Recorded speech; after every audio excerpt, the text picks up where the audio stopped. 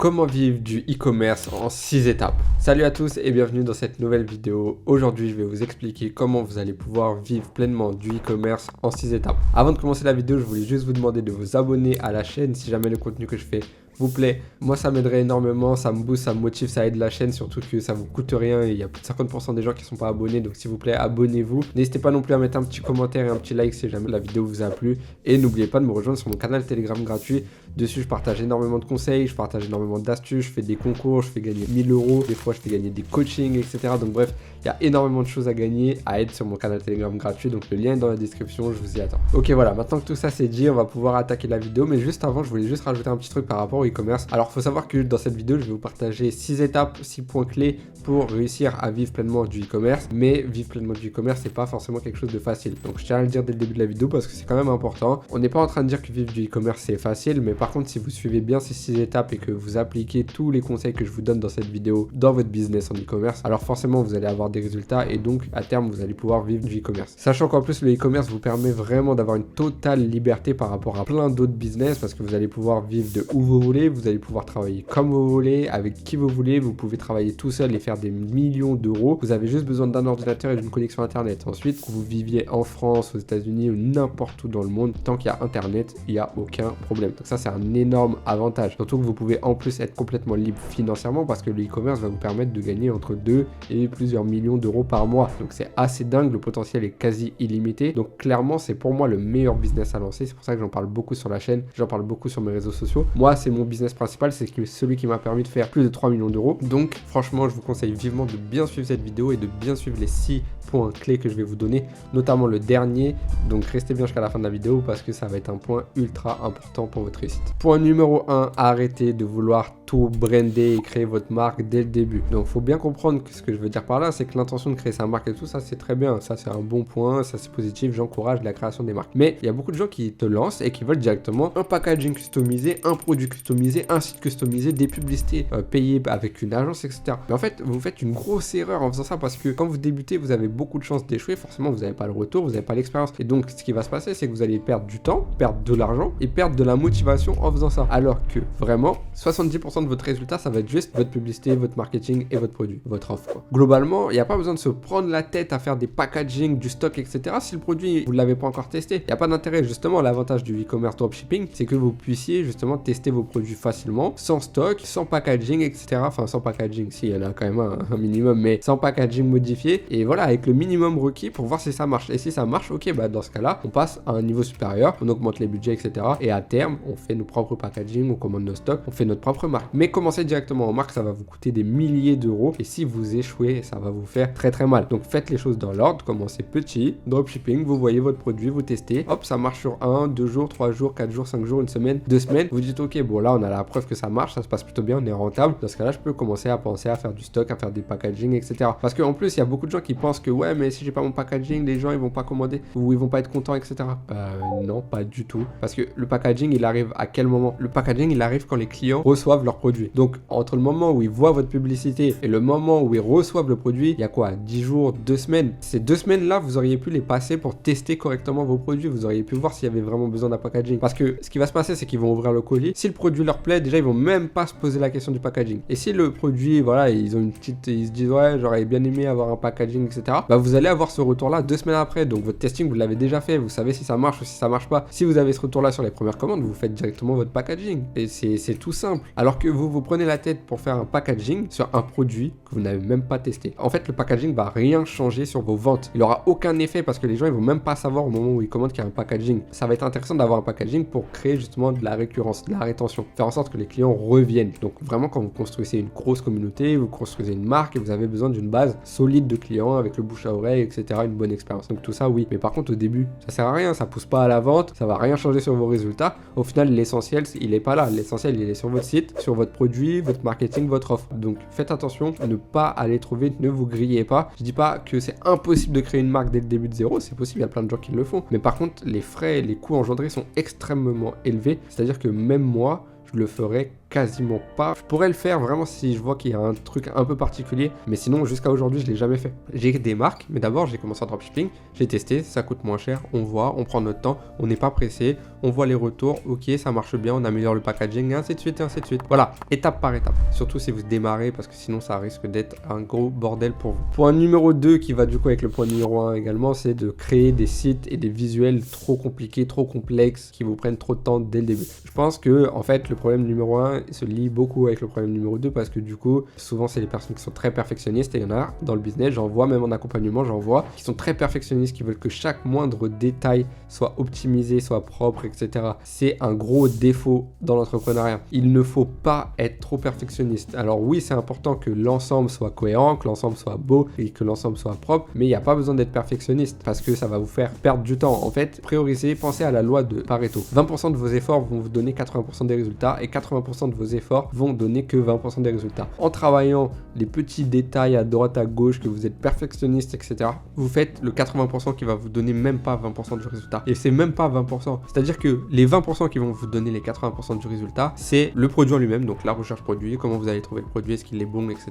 C'est vos publicités, votre marketing et votre offre. Le reste, franchement, ça n'a pas trop d'importance, ça va pas changer grand-chose. En gros, si vous avez un bon produit, un bon marketing et une bonne offre, mais un site un peu banal, ben vous allez vendre. Par contre, vous avez un super site, mais le produit est pas ouf, les publicités sont pas ouf, vous n'allez pas vendre, vraiment pas vendre. Donc vraiment, la priorité, ça va être le produit, le marketing, l'offre, tout ce que vous faites à ce niveau-là, donc tout autour du produit. Ensuite, le site et les images, les contenus, il faut juste que ce soit un minimum bon. Genre que ce soit pas trop flou, que ce soit pas flou, que ce soit propre. Mais il n'y a pas besoin d'avoir photo avec packaging, photo faite par un photographe professionnel. Le site, vous avez mis 3 semaines à le faire. Non, en fait, un site, ça doit prendre que quelques heures. J'ai fait une vidéo qu'on pourra vous mettre ici. C'est une vidéo où justement, j'ai un défi de créer un site en 30 minutes. Alors, j'ai pas fini le site en 30 minutes. J'ai fini à 70%, on va dire. Il me restait pas grand chose à régler. Mais en gros, en 1 heure, j'aurais fini un site. Donc, moi, j'ai l'expérience. Donc, c'est normal que vous puissiez pas faire 1 heure. Mais en 5 ou 6 heures, il faut que le site soit fini. Donc, si vous travaillez 2 heures par jour, voilà, en 3 jours, c'est fini. Pas en 3 semaines, pas en 2 semaines, ni en 1 semaine. Parce que c'est pas un élément ultra important pour votre réussite. Donc, concentrez-vous sur l'essentiel. Et l'essentiel, c'est pas votre site et les visuels. Il faut, bien sûr, que ce soit un minimum propre, mais c'est pas le plus important. Donc, voilà, ça, c'est aussi un gros problème. Donc, à partir du moment où vous aurez bien compris qu'il ne faut pas perdre trop de temps sur ces choses-là et se concentrer sur l'essentiel, croyez-moi que vous allez directement faire partie du top 5% des e-commerçants. Et forcément, vos chances de réussite et de pouvoir vivre pleinement du e-commerce vont exploser à ce moment-là. Ensuite, point numéro 3, il vous faut avoir une livraison rapide. Voilà, donc il y a plusieurs solutions pour ça. Sur AliExpress, déjà, vous allez pouvoir choisir les méthodes de livraison. Donc, ce que je vous recommande, c'est de choisir des méthodes qui livrent assez rapidement, donc généralement entre 10 et 12 jours. Sinon, vous avez aussi CJ Dropshipping qui vous permet de livrer entre 5 à 12 jours, donc c'est aussi intéressant. Et après, si vous avez vraiment des contacts à un niveau un peu supérieur, vous allez pouvoir utiliser un agent personnel. L'agent, lui, va servir de relais entre l'usine et votre boutique. Il y aura moins d'intermédiaires et lui, il a des contacts directement avec les transporteurs qui peuvent vous proposer des livraisons généralement assez rapides. Il faut bien comprendre qu'en moyenne, je vous recommande des délais de livraison qui vont entre 5 à 14 jours, grand maximum. 5 à 10 jours, c'est top. 10-14, ça passe. Au-delà de 14, ça commence à être beaucoup. Alors, si c'est 3 semaines ou un mois, laissez tomber. Là, le client, il va péter un plomb. Vous allez avoir des litiges, des demandes de remboursement, un service client qui va être débordé. Ça va être compliqué à gérer. Donc, voilà. Faites en sorte d'avoir des bons délais de livraison. Ça aussi, ça va vous permettre de contribuer à la création d'une marque, notamment par la suite, parce que vous allez avoir des clients qui seront plutôt satisfaits des délais de livraison, qui seront plutôt contents. Donc, bien plus important que avoir un packaging brandé, des délais de livraison corrects. Ensuite, point numéro 4, ça c'est un point que j'entends tout le temps, je reçois énormément de questions à ce sujet-là, des DM sur Insta, bref, partout, on me demande la même chose. Owen, je fais une boutique multiproduit ou je fais une boutique monoproduit, c'est quoi le mieux? Franchement, je vous conseille à 99,9% la boutique monoproduit. Voilà, ça c'est dit, j'espère que vous avez bien compris. Pourquoi? Parce que je m'adresse là, en l'occurrence, à des gens qui ne vivent pas encore du e-commerce, qui veulent progresser pour pouvoir vivre du e-commerce. Donc si vous êtes débutant ou encore vous n'avez pas le gros niveau pour vivre du e-commerce, alors ne vous prenez pas la tête, je vous l'ai déjà dit tout à l'heure, il faut prioriser les tâches. L'important c'est votre produit. Si vous mettez une multitude de produits sur votre site, vous allez mettre beaucoup plus de temps encore à faire votre site. Donc ça va être beaucoup plus long et ça va être beaucoup plus galère, il faut que tout soit bien organisé et ça risque de faire fourre-tout et ça risque de faire Amazon du pauvre, donc vraiment ça va être pas ouf la plupart du temps. Surtout que même au niveau des stratégies des plateformes, que ce soit Facebook Ads, TikTok Ads, Snapchat Ads, les influenceurs en général, Pinterest Ads, etc., c'est beaucoup mieux d'être en monoproduit parce que vous faites des pubs sur un produit, vous testez le produit, vous voyez si ça marche très bien, on continue, on scale, etc., on améliore la boutique et tout, et voilà, on va chercher des gros résultats. Alors qu'en multiproduit, il faudrait faire quoi? Envoyer une pub sur une collection et puis essayer de mettre plein de produits et espérer que le client clients, il y en a au moins un qui le compte. C'est un peu bizarre, c'est un peu bancal. Je dis pas que c'est une stratégie qui marchera jamais, mais moi je recommande pas du tout. Le multiproduit il peut être intéressant pour du Google Ads, parce que sur Google Ads vous pouvez envoyer des gens du coup sur votre site avec notamment des campagnes shopping par exemple, et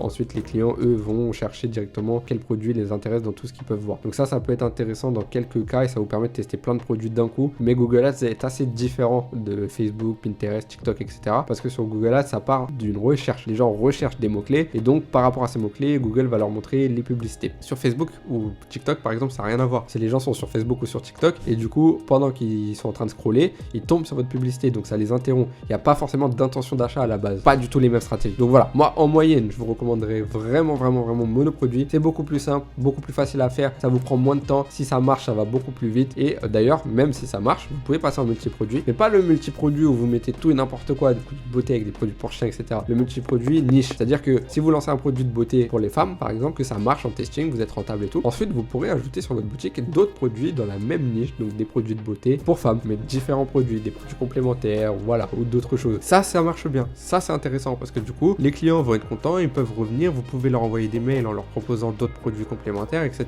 Et là, ça marche. Vous pouvez avoir un environnement au niveau de vos ventes qui soit assez cohérent. Le site sera cohérent, les couleurs et tout sera bien brandé, tout sera bien. Par contre, sur du multiproduit, avec plein de niches différentes et tout, franchement, moi, je vous recommande pas. Ensuite, point numéro 5, c'est aussi un point qu'on voit très peu, c'est de faire une recherche concurrentielle. Alors ça, je comprends pas. J'ai toujours du mal. Je l'explique en vidéo, je l'explique aussi sur Telegram, je l'ai expliqué pas mal de fois, mais j'ai toujours du mal à comprendre pourquoi les gens ne font pas de recherche concurrentielle. Si vous faites une recherche concurrentielle, vous allez voir précisément si vous pouvez lancer le produit ou pas. Parce que au début, vous allez faire votre recherche produit, vous allez trouver votre produit, etc. Peut-être le produit il est super intéressant, mais si vous ne le lancez pas dans le bon marché, comment vous voulez que ça fonctionne? C'est comme un restaurateur qui veut ouvrir un restaurant thaï, par exemple, dans une rue où il y a déjà 3 restaurants thaï. Comment vous voulez qu'il marche? C'est impossible. Alors peut-être qu'ouvrir un restaurant thaï c'est une super bonne idée, mais pas dans cette rue ou pas dans cette ville. Il y a peut-être une ville à 10 km où il n'y a aucun restaurant thaï, il y a une population de 100 000 personnes et ça passe juste à côté de l'autoroute par exemple, et voilà, bref, un endroit où ça circule beaucoup. Bah là c'est intéressant, alors que dans le premier cas, avec une rue où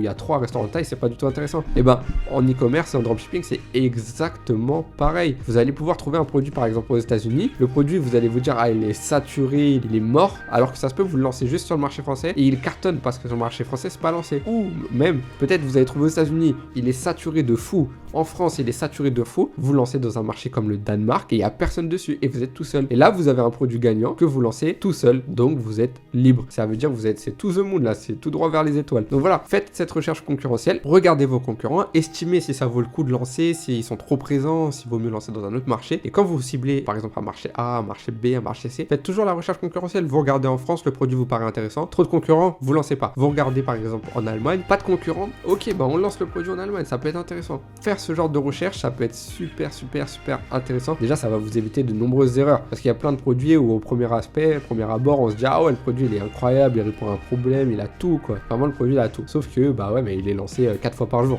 Donc vous allez être un de plus et forcément si les autres marchent pas, vous n'allez pas marcher non plus et ainsi de suite. Parce que peut-être le produit il est très bien, mais si tout le monde lance le même produit, forcément au bout d'un moment ça risque d'être compliqué. Donc faites toujours ce travail là, ça va vous permettre de ne pas lancer à l'aveugle et je comprends pas pourquoi il y a trop de gens qui font pas ce travail là. Donc moi je vous invite vraiment à le faire. Encore une fois, ça va vous permettre de vous différencier de la masse et c'est en se différenciant de la masse que vous allez pouvoir vivre du e-commerce. Ok, maintenant on arrive au dernier point, le point numéro 6. C'est vraiment le point le plus important pour pouvoir vivre du e-commerce parce qu'il y a beaucoup de gens qui font des résultats en e-commerce puis disparaissent, puis reviennent, refont un petit peu de résultats, puis redisparaissent. Si vous faites ça, globalement vous n'allez jamais pouvoir en vivre. Imaginez que en janvier 2024, vous gagnez 5 000 € sur le mois grâce à votre business en e-commerce, 5 000 € net. Vous vous dites ah c'est incroyable, c'est 2 fois le salaire que je faisais avant ou 3 fois le salaire que je faisais avant, bah je vais pouvoir vivre du e-commerce. Ok, mais si février, mars, avril, mai, vous faites plus de résultats, vous faites comment? Après même juin, vous gagnez 3 000 €. Juillet, août, septembre, plus rien. Puis en octobre, vous gagnez 4 000 €. Vous n'allez pas pouvoir vivre comme ça, genre c'est impossible. À un moment donné, même vous, psychologiquement, vous allez être stressé de voir que pendant plusieurs semaines, pendant plusieurs mois, vous n'avez pas de résultats. Donc, il faut bien faire gaffe et il faut impérativement avoir le bon mindset,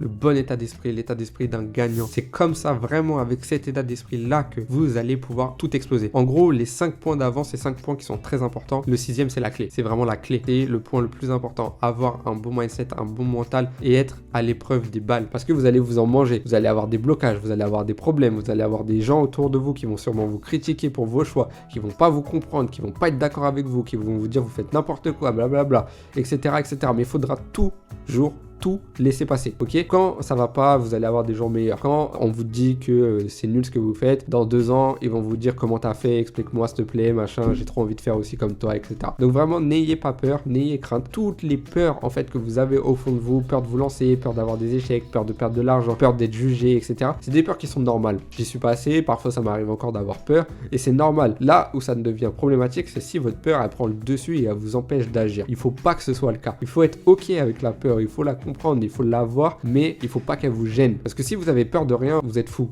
Tout simplement. Je suis désolé, je fais un peu le diagnostic du psychologue à 2 balles, mais globalement, c'est impossible d'avoir peur de rien. Donc, c'est normal d'avoir peur, mais par contre, il faut être capable de passer au-dessus. Il faut être capable de comprendre ses échecs, passer au-dessus, passer un step, etc. Alors, vous n'allez pas pouvoir vivre du e-commerce comme ça en claquant des doigts en un mois direct, vous faites 100 000 € de bénéfices et hop, tout est royal. Ça peut arriver, mais franchement, c'est très rare. Là où vous allez devoir faire la différence si vous voulez vivre du e-commerce, c'est sur le long terme. Le e-commerce, c'est vraiment pas une course, c'est un marathon. C'est pour ça que j'invite pas les gens qui ont un travail, qui font des études, d'arrêter tout pour faire du e-commerce. Non, faites ça en parallèle. Et au moment où vous voyez que sur plusieurs mois, vous gagnez plus que dans votre salaire classique, alors là, vous pouvez quitter.